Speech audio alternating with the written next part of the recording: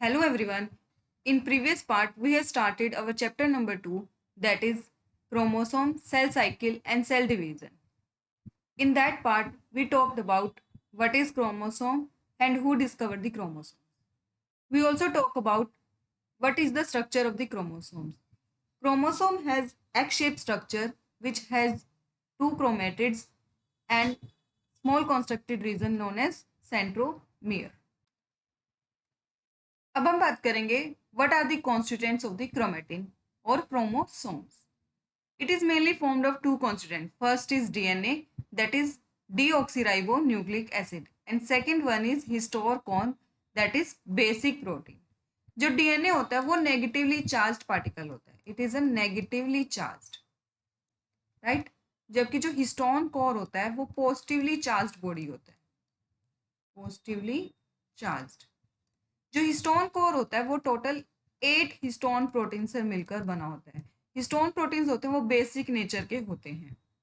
Histone proteins 8 histone proteins के होते हैं. ये जो 8 हिस्टोन प्रोटीन्स होते हैं इसके अंदर जो इसके नाम होते हैं वो होते हैं H2A, H2B, H3 and H4. और सभी की दो दो कॉपीज प्रेजेंट होती है. मतलब 2 copies of each protein, that is H2A, H2B, H3 and H4. ये 8 के 8 हिस्टोन प्रोटीन्स मिलकर एक कोर लाइक स्ट्रक्चर बना लेते हैं, like this. It formed a core like structure. जिस जो डीएनए होता है वो हमारा जेनेटिक मटेरियल होता है और नेगेटिवली चार्ज बॉडी होता है. मतलब इसके पास नेगेटिव चार्ज पाया जाता है. ये हिस्टोन कोर के अराउंड अपने आप को कॉइल कर लेता है. मतलब इस तरह से इसके अराउंड कॉइल कर लेता है. जो एक क्रोमोसोम के अंदर बहुत सारे हिस्टोन कोर प्रेजेंट होते हैं, लाइक दिस की एक चेन, एक सीरीज के रूप में प्रेजेंट होते हैं हिस्टोन कोर. और इसके अराउंड हिस्टोन कोर के अराउंड डीएनए अपने आप को कॉइल कर लेता है, राइट, लाइक दिस. इसी वजह से हिस्टोन कोर के अराउंड अपने आप को कॉइल करने से ये बहुत छोटे हो जाती है. वही है ना कि अगर हम रस्सी को पूरा फैला देंगे, मतलब एक जो रोप या रस्सी ले लेते हैं हम, अगर उसको हम फुल ओपन कर देंगे और उसको एक लाइन में खड़ा कर देंगे तो वो एक बहुत बड़ी ऐसे बना लेगा. लेकिन अगर इसको हम फॉइल करेंगे तो वो कम जगह घेरेगा ना. तो यही चीज हम थोड़ी सी जगह में जब घेर सकते हैं जब इसको हम कॉइल कर देंगे. लेकिन अगर हम इसको ज्यादा फैला देंगे तो ये लेंथ वाइज ज्यादा स्पेस लेगा, जबकि अगर हम इसको कॉइल कर देंगे तो ये कम स्पेस लेगा. इसी तरह यहाँ पर डीएनए करता है. जो हिस्टोन कोर होता है उसके अराउंड अपने आप को कॉइल कर लेता है और वो कम स्पेस में ज्यादा जगह ले लेता है, राइट. तो इसी वजह से जो डीएनए होता है वो कंडेंस हो जाता है और अल्टीमेटली बहुत बहुत ज्यादा जब कॉइल हो जाता है तो वो क्रोमोसोम की शेप ले लेता है. जो डीएनए होता है वो हिस्टोन कोर के अराउंड 2.5 टाइम्स कॉइल होता है. मतलब जो कितनी जो कॉइलिंग करता है ये अराउंड में, तो ये कितना सर्कल कंप्लीट करता है, 2.5 टाइम का सर्कल कंप्लीट करता है, राइट. सो एक क्रोमोसोम के अंदर मिलियंस न्यूक्लियोसोम हो सकते हैं. जितनी ज्यादा वो कॉइल और सुपर कॉइल करेगा उतने उसके अकॉर्डिंगली न्यूक्लियोसोम का नंबर इंक्रीज होता जाएगा. So DNA histone core proteins present है जिसके अराउंड डीएनए अपने आप को कॉइल कर लेता है, फिर वो सुपर कॉइल्ड हो जाता है और अल्टीमेटली वो बहुत ज्यादा कंडेंस स्ट्रक्चर बना लेते हैं जिसको हम कहते हैं क्रोमोसोम्स. अब हम बात करेंगे स्ट्रक्चर ऑफ डीएनए की. जो डीएनए होता है उसकी फुल फॉर्म होती है deoxyribonucleic acid. It is the genetic material which pass from one generation to another generation. DNA ही है जेनेटिक मटेरियल जो कि नेक्स्ट जनरेशन में पास ऑन होता है from previous generation. Its shape were studied by Franklin in 1953. Franklin ने 1953 में इसकी सबसे पहले शेप को डिस्कवर किया था.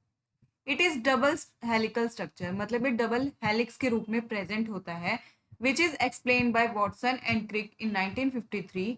वॉटसन एंड क्रिक ने 1953 में इसके बारे में बताया था. इसी वजह से उनको 1962 में नोबेल प्राइज दिया गया था. दे वर rewarded with Nobel Prize in 1962. So this is the structure of double helical DNA. So in this diagram we can see that DNA is present as double helical structure, मतलब ये linearly ना present होकर helical के रूप में present होता है। जैसे कि एक लाइन है तो इसके अराउंड कैसे प्रेजेंट है, हम यहाँ पर मान सकते हैं कि एक डबल हेलिक्स के रूप में प्रेजेंट है, लीनियरली नहीं प्रेजेंट है। ये जो लाइन है ये मैंने वैसे ड्रॉ किया ताकि दिखाने के लिए कि ये डबल हेलिक्स के रूप में प्रेजेंट है, जबकि ये लाइन नहीं प्रेजेंट होती, राइट। जो डीएनए होता है वो दो स्ट्रैंड से मिलकर बना होता है। DNA is composed of two strands, two complementary strands, मतलब दोनों एक दूसरे के कॉम्प्लीमेंट्री प्रेजेंट होते हैं। This is red colour is the first strand which has two end, 5' end and 3' end. एक एंड को हम बोलते हैं 5' एंड अदर एंड को बोलते हैं हम इसको 3' एंड। इसी तरह दूसरे वाली जो होगी स्ट्रैंड वो भी इसके भी दो एंड्स होंगे, लेकिन ये हमेशा फर्स्ट वाले के कॉम्प्लीमेंट्री प्रेजेंट होता है, इसलिए इसका जो एंड होगा, जो 5' के अपोजिट प्रेजेंट उसको हम बोलेंगे 3' एंड 3' के अपोजिट वाले एंड को बोलेंगे हम 5' end. So both the strands are present complementary to each other. Two strands are present which are complementary to each other, एक दूसरे के कॉम्प्लीमेंट्री होते हैं। कॉम्प्लीमेंट्री मतलब एक एंड पर एक स्टैंड का 5' एंड दूसरी स्टैंड का हमेशा 3' एंड ही मिलेगा। कभी भी ये नहीं होगा कि दोनों स्टैंड का 5' एंड एक ही साइड मिलेगा, हमेशा एक दूसरे के अपोजिट मिलेंगे, यानी कॉम्प्लीमेंट्री एंड्स ही पाए जाएंगे वन साइड। और दोनों स्टैंड्स मिलकर क्या बनाएंगे, डबल हेलिक्स स्ट्रक्चर बनाएंगे, डबल हेलिक्स डीएनए, या फिर इसको हम शॉर्ट फॉर्म में लिखते हैं डबल स्टैंडर्ड डीएनए, क्योंकि ये डबल स्टैंडर्ड होता है, दो स्टैंड्स पाए जाते हैं, इसलिए D means double, S means standard and DNA.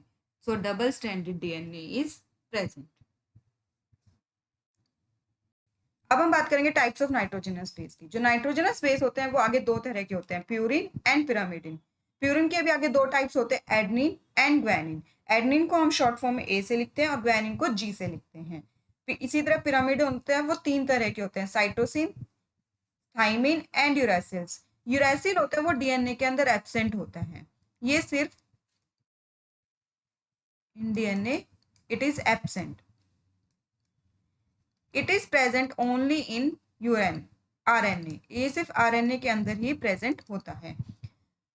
So in DNA 4 nitrogenous base are present, that is adenine, guanine, cytosine and thymine. Adenine के कॉम्प्लीमेंट्री हमेशा थाइमिन प्रेजेंट होगा यूजिंग डबल बॉन्ड। एक दूसरे से किस बॉन्ड के थ्रू अटैच होंगे, double bond के थ्रू अटैच होंगे। या फिर थाइमिन के अपोजिट साइड कौन प्रेजेंट होगा, एडेनिन प्रेजेंट होगा, और दोनों किस तरह से अटैच होंगे, डबल बॉन्ड के थ्रू। मतलब एक स्टैंड पर एडेनिन प्रेजेंट होगा तो दूसरे स्टैंड पर क्या हमेशा प्रेजेंट होगा, थाइमिन प्रेजेंट होगा। अगर एक स्टैंड पर थाइमिन प्रेजेंट तो उसके अपोजिटली क्या प्रेजेंट होगा, एडेनिन प्रेजेंट होगा। इसी तरह अगर ग्वानिन प्रेजेंट है तो उसके कॉम्प्लीमेंट्री दूसरी स्टैंड पर हमेशा साइटोसिन प्रेजेंट होगा और वो आपस में ट्रिपल बॉन्ड के थ्रू अटैच्ड होंगे। अगर साइटोसिन प्रेजेंट है तो फिर वो ग्वानिन के थ्रू जुड़ेंगे, लेकिन हमेशा कॉम्प्लीमेंट्री में ग्वानिन के साथ साइटोसिन प्रेजेंट होगा, कभी भी एडेनिन या फिर थाइमिन नहीं आएगा। हमेशा कौन प्रेजेंट होगा, साइटोसिन प्रेजेंट होगा, राइट। इसी तरह एडेनिन के साथ हमेशा थाइमिन प्रेजेंट होगा। So adenine is a purine and thymine is a pyrimidine. So purine हमेशा पिरामिडिन के साथ अटैच्ड होंगे, ना कि हमेशा प्यूरिन प्यूरिन। प्यूरिन और पिरामिडिन एक दूसरे के कॉम्प्लीमेंट्री अटैच्ड होंगे यूजिंग डबल बॉन्ड और ट्रिपल बॉन्ड।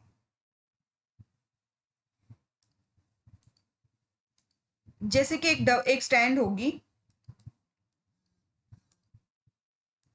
जैसे कि एक ये है डीएनए जो डबल हेलिकल है, तो फर्स्ट स्टैंड पर यहाँ पर अगर एडेनिन प्रेजेंट होगा तो दूसरे प्रोजेक्ट में क्या प्रेजेंट होगा, थाइमिन प्रेजेंट होगा, उनके बीच में कौन सा बॉन्ड होगा, डबल बॉन्ड। इसी तरह अगर यहाँ पर ग्वानिन प्रेजेंट हो तो ट्रिपल बॉन्ड के थ्रू वो साइटोसिन से अटैच्ड होगा, राइट।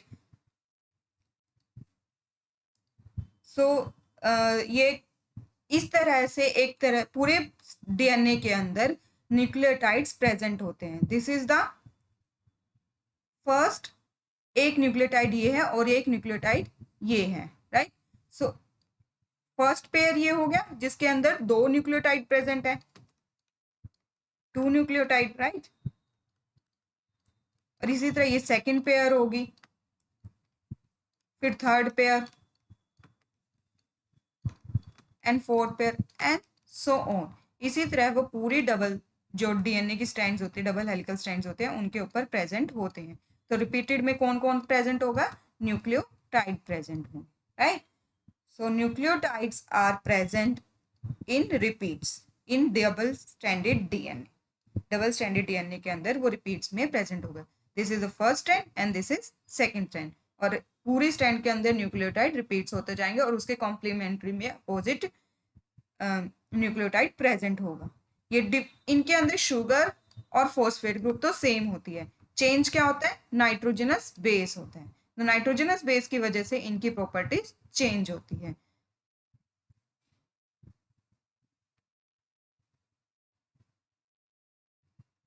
सो जो क्रोमैटिन होते हैं वो आगे दो तरह के बने होते हैं, that is DNA and histone core. DNA histone के अराउंड रैप होता है in the coil form. Histone core आगे किससे मिलकर बने होते हैं? 8 हिस्टोन प्रोटीन से। और डीएनए किससे मिलकर बना होता है? Deoxyribose sugar, phosphate group and nitrogenous base. Nitrogenous base DNA में आगे 4 तरह के होते हैं, adenine, guanine, cytosine and thymine.